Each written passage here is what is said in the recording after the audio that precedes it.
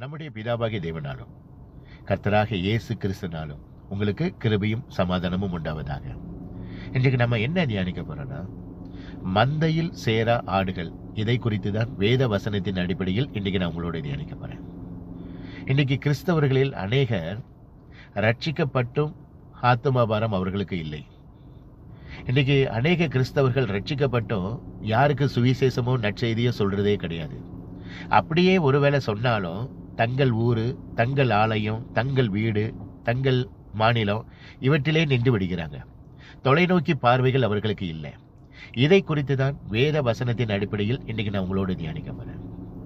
யோவான் 10வது அதிகாரத்தில் இயேசு கிறிஸ்து சொல்லியிருக்கிறாரு, இந்த தொழுவத்தில் உள்ளவைகள் அல்லாமல் வேறே ஆடுகளும் எனக்கு உண்டு, அவைகளை நான் கொண்டு வர வேண்டும், அவைகள் என் சத்தத்துக்கு செவி கொடுக்கும், அப்பொழுது ஒரே மெய்ப்பனும் ஒரே மந்தையும் ஆவான். லூக்கா 4வது அதிகாரத்தில் இயேசு கிறிஸ்து கப்பர்நகூமிலே பலவிதமான அற்புதங்களை செய்து ஆசீர்வாதமாக ஊழியம் போய்கிட்டு இருக்கும் பொழுது இயேசு கிறிஸ்து வேற இடத்துக்கு செல்ல கிளம்புறாரு. அப்பொழுது அங்க இருக்கிற ஜனங்கள், நீங்க வேற எங்கேயும் போயிடாதீங்க, இங்கே இருங்கன்னு சொல்லி அவரை தடுத்து நிறுத்துறாங்க. அப்பொழுது இயேசு கிறிஸ்து சொல்றாரு, நான் மற்ற எல்லா இடங்களிலும் போய் நற்செய்தி சுவிசேஷத்தை அறிவிக்க வேண்டும், இதற்காகவே நான் அனுப்பப்பட்டேன் என்று சொல்லி அங்கே நின்று விடாமல் எல்லா இடங்களையும் கால்நடையா போய் தன்னுடைய நற்செய்தி சுவிசேஷத்தை அறிவிக்கிறாரு இயேசு கிறிஸ்து. யோவான் 4வது அதிகாரத்துல வயல் நிலங்கள்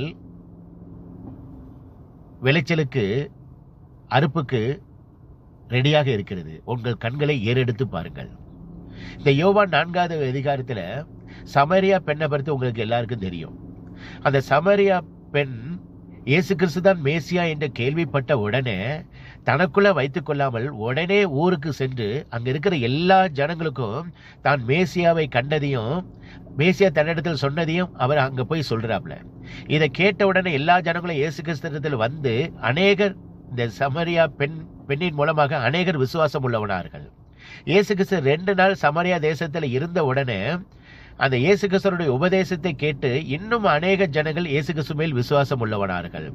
அந்த சமரியால இருக்கிற எல்லா ஜனங்களும் இந்த சமரியா பெண்ணின் மூலமாக இயேசு கிறிஸ்துவை சொந்த இரட்சகராக ஏற்றுக்கொண்டார்கள். இன்னைக்கு நம்ம எப்படி இருக்கிறோம்? லூக்கா 2வது அதிகாரத்துல இயேசு கிறிஸ்து சிறு குழந்தையாக இருக்கும் பொழுது சிமியோன் தாத்தா கையில ஏந்தி தேவனை நோக்கி ஸ்தோத்தரித்து, ஆண்டவரே, உம்முடைய வார்த்தையின்படி உமது அடியனை சமாதானத்தோடு அனுப்புகிறீர், புறஜாதிகளுக்கு பிரகாசிக்க இயேசு கிறிஸ்துவ பத்தி சொல்றாரு. அந்த குழந்தையை தூக்கிட்டு புறஜாதிகளுக்கு பிரகாசிக்கிற ஒளியாகவும் உம்முடைய ஜனமாக இஸ்ரவேலுக்கு மகிமையாகவும் சகல ஜனங்களுக்கும் நீர் ஆயத்தம் பண்ணின உம்முடைய இரட்சணியத்தை என் கண்கள் கண்டது.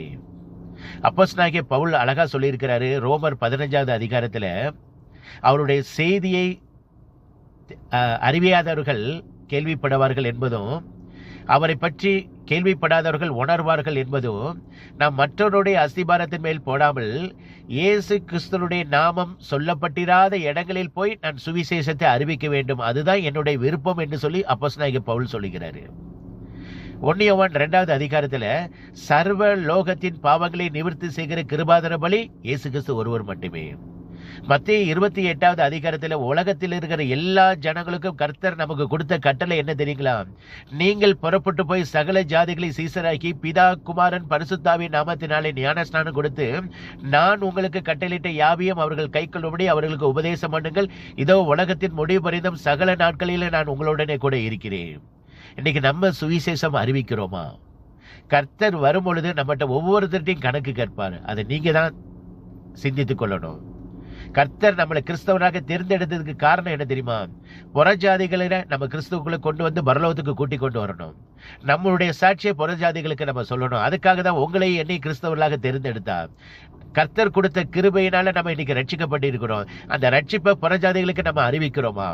இயேசு கிறிஸ்து தான் உண்மையான தெய்வம் சொல்லி நம்ம அறிவிக்கிறோமா? பரலோகத்துக்கு போகிற ஒரே வழி இயேசு கிறிஸ்து தான் சொல்லி நம்ம அவங்களுக்கு நம்ம பிரசங்கிக்கிறோமா?